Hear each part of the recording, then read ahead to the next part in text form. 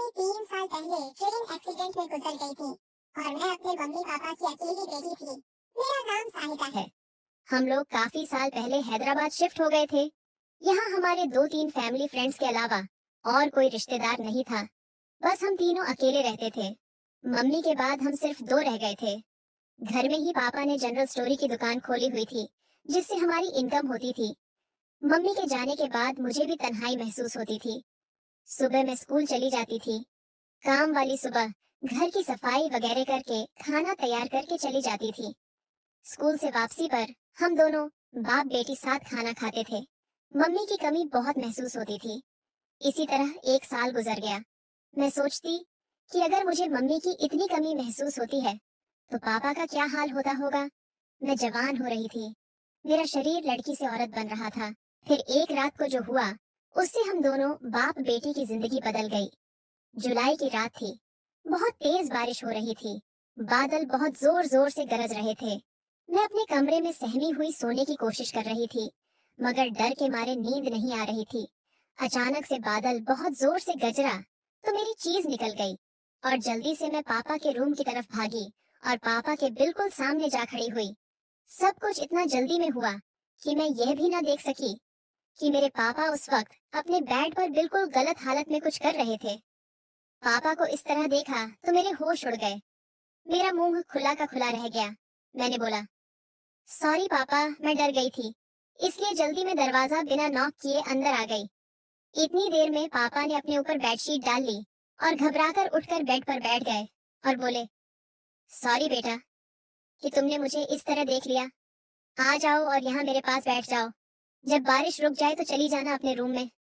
मैंने बोला, मैं अभी चली जाती हूँ पापा, आप डिस्टर्ब होंगे, आप कुछ कर रहे थे।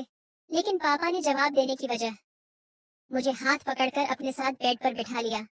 पापा, आपने कुछ नहीं पहना, मुझे शर्म आती है।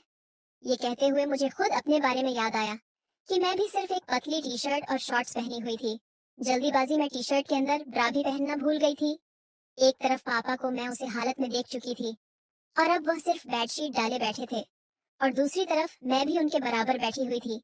मेरी सांस फूल रही थी। मुझे उस रात पापा के बराबर बैठकर पहली दफा एहसास हुआ कि मैंने इतनी बड़ी होकर भी अभी तक कुछ नहीं किया था। एकदम कुंवारी थी। अचानक बारिश का शोर और ज्यादा हो गया और साथ ही बादल एक बार फिर बहुत जोर से गरजे। मैं डर के मारे एकदम पापा से लिपट गई। इस तरह लिपटने से पापा की बेडशीट हट गई। मैं कोई 10 सेकंड तक यूं ही लिपटी रही। तब मुझे पता चला कि मैं अपने पापा से लिपटी हुई हूँ। मैंने घबराकर पापा से अलग होने की कोशिश की तो पापा ने मेरी कमर से खींचकर मुझे मजबूती से अपने साथ जकड़ लिया और बोले, जानू ऐसे ही बैठी रहो। पापा से लिपटी हुई मेरा सर पापा के सीने पर था। पापा, ये आप क्या रहे हैं? मैंने बोला, आज तुम्हारी मम्मी की बहुत याद आ रही है। पापा ने जवाब दिया, जब मम्मी की याद आती है तो आप ऐसे करते हैं। बेटा, वह तुम्हारी माँ थी लेकिन मेरी बीवी थी, और मियाँ बीवी का रिश्ता अलग तरह का होता है। मैं समझ ही नहीं पापा। मैंने बोला, बेटी क्या तुम्हें नहीं पता मियाँ बीवी का क्या रिश्ता होता है? पापा ने पूछा। नहीं पापा। मैंने बोला, अब मैं कैसे बताऊं कि मियाँ बीवी में क्या रिश्ता होता है, और इसी रिश्ते की वजह से तुम पैदा हुई और आज तुम यहाँ मेरे साथ बैठी हो। मैंने पूछा, वह कैसे? पापा, मेरी समझ में अब भी नहीं आ रहा था।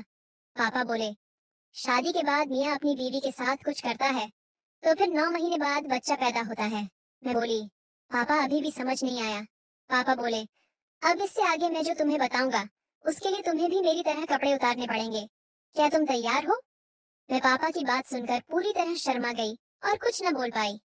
मैं कुछ समझ कर बोल पाती उससे पहले ही पापा ने मेरी टी शर्ट निकल दी। आज मेरे अपने पापा जो कुछ भी मेरे साथ करने जा रहे थे, ये मेरी जिंदगी का सबसे अनोखा तजुर्बा था। अब पापा अपनी बेटी के साथ वह करने जा रहे हैं जो पापा मेरी मम्मी के साथ करते थे, और पापा फुल मस्ती में थे। मेरी नजरें पापा की नजरों से मिली और मैंने शर्म से आंख बंद कर ली। आज मैं अपने ही सगे अब्बू से ये सब करवा रही हूँ। हम दोनों बाप बेटी कुछ देर तक लिपटे रहे। फिर पापा ने मुझे रात भर प्यार किया। कुंवारी होने की वजह से पहले मुझे बहुत दर्द